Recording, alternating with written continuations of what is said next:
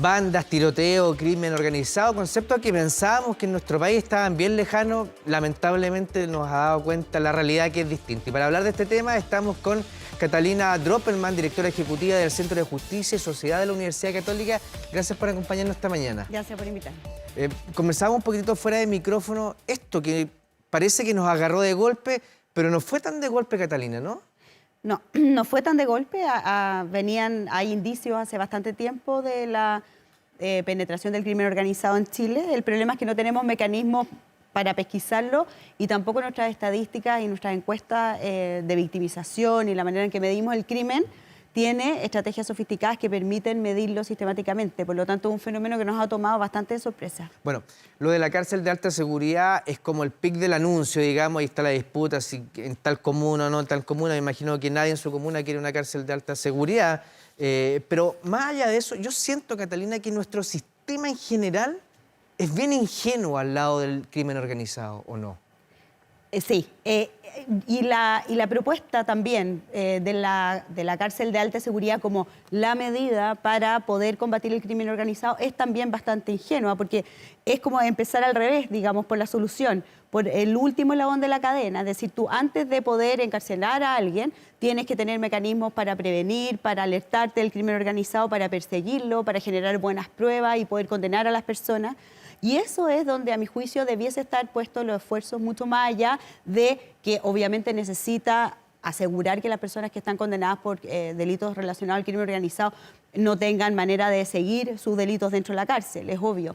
Pero empezar como solución, pero el último eslabón de la cadena es bastante ingenuo. Lo que pasa es que es bastante populista también desde el punto de vista de solución, porque el Estado espera que, si bien no se puede tal vez mantener la seguridad en los barrios o en la calle, que el Estado al menos sea capaz de mantener la seguridad dentro de las cárceles, que es donde las personas están bajo su control. Entonces, cuando ya se pierde la percepción de esa capacidad del Estado, ya obviamente la percepción de seguridad de inseguridad aumenta y las personas sienten que el Estado no tiene ninguna capacidad para mantener la seguridad en el país. Voy a argumentar por qué yo sostengo esto de la ingenuidad. Voy a poner un ejemplo que es real, que pasó, que uno lo sabe. Por ejemplo, se llega una persona baleada a un centro asistencial, a un hospital, a la posta central, y sabemos que de repente hay un carabinero de turno. Puede llegar, y ha pasado, han llegado personas baleadas con 6 millones de pesos en el bolsillo.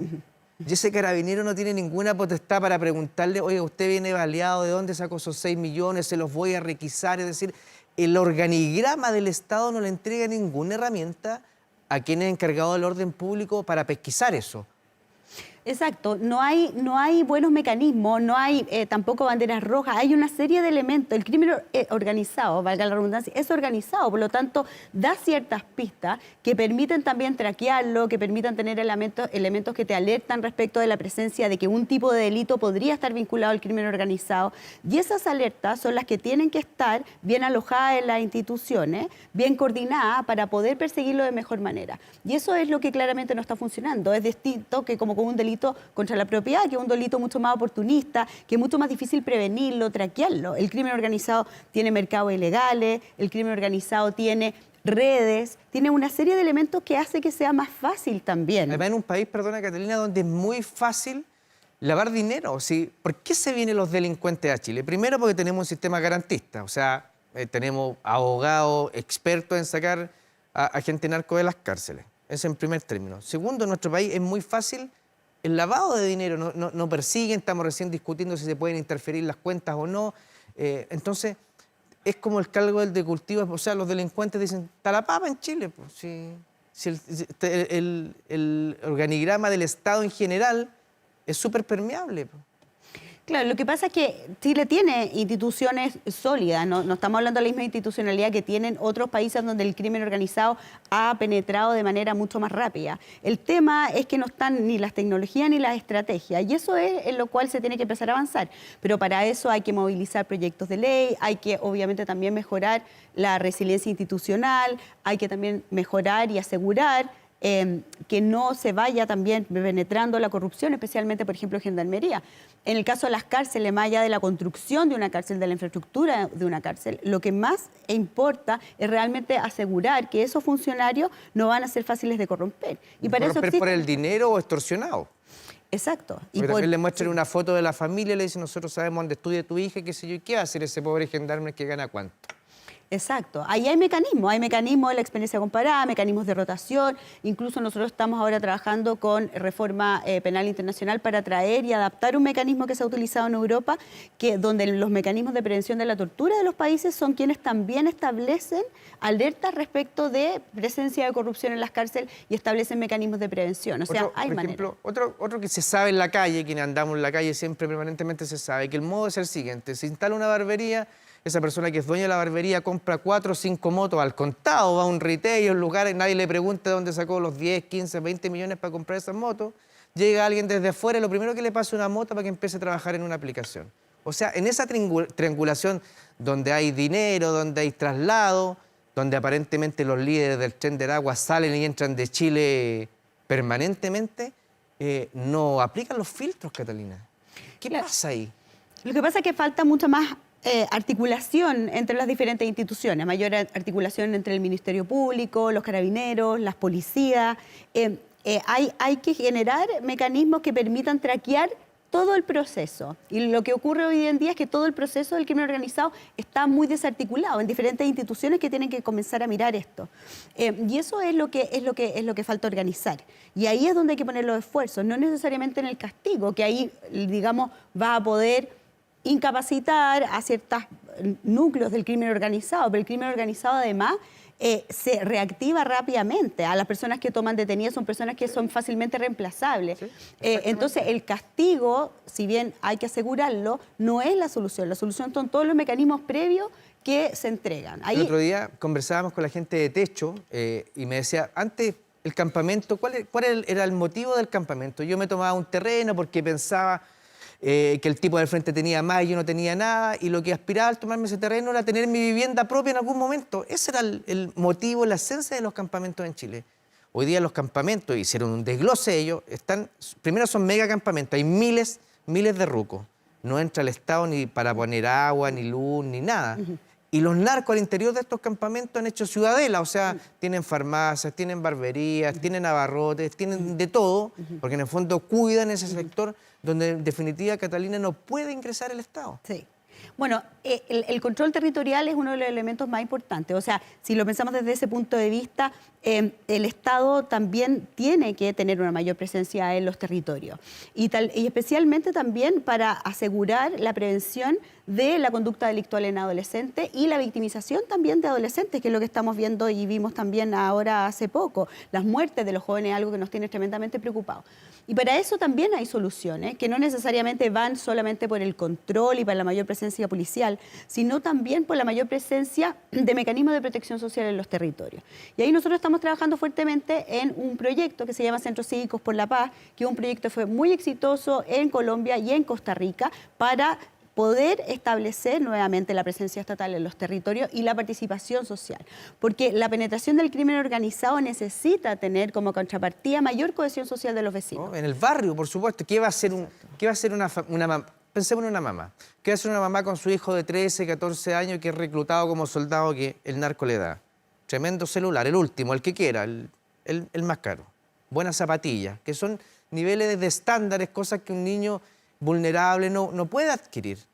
Sus papás no tienen el dinero para eso. Aunque sean papás súper esforzados y se levanten a las 4 de la mañana y ir a trabajar a la construcción, no le puede dar ese bienestar. Entonces, en el barrio para los papás es súper difícil combatir al narco. Es complejo porque también la participación en la banda narco y también el acceso a bienes de consumo que te da la participación en ese tipo de delitos es el único mecanismo de movilidad social que tienen los jóvenes. Entonces, el establecer y el focalizarse en esa población, a mi juicio, es clave también, a través de mecanismos y estrategias y programas que les permitan participar y generar un proyecto vía, que es lo que los jóvenes que están desescolarizados no tienen en este minuto. Por eso es que es malo, por ejemplo, cuando en La Pintana se ponen para que se instale un DUOC.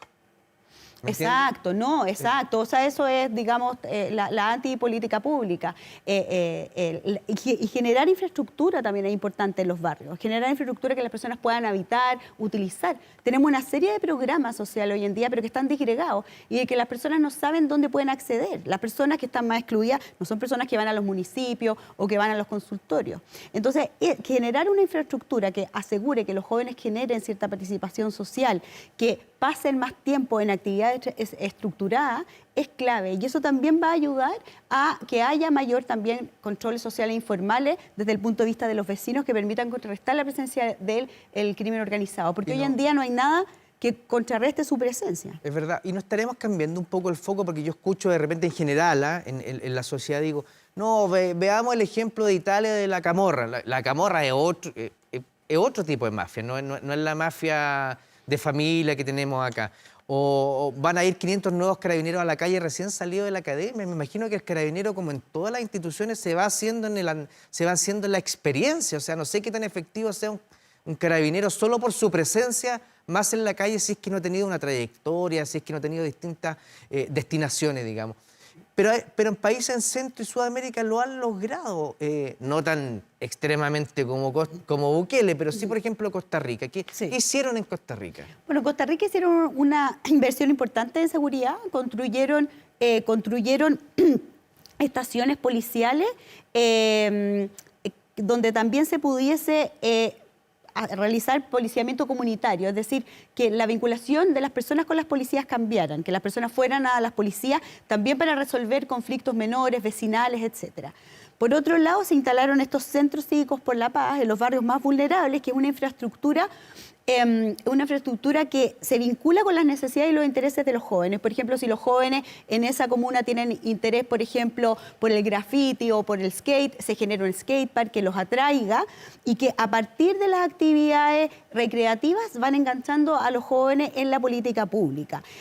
Hay también centros de mediación para conflictos vecinales, hay también centros de prevención de la violencia, biblioteca, es decir, se genera como un lugar donde las personas pueden convivir, generar y profundizar sus lazos sociales, pero también al mismo tiempo resolución de conflictos. Por eso se llaman centros cívicos por la paz, porque se trata de establecer una nueva manera de relacionarse en los barrios y eso generó grandes cambios. Y en Colombia también se hicieron proyectos parecidos, donde también se generó una mayor habitabilidad y uso de los espacios públicos a través de jóvenes y líderes comunitarios y también son espacios que se recuperaron, espacios donde ahora hay mucho menos violencia y donde hay mayor participación social.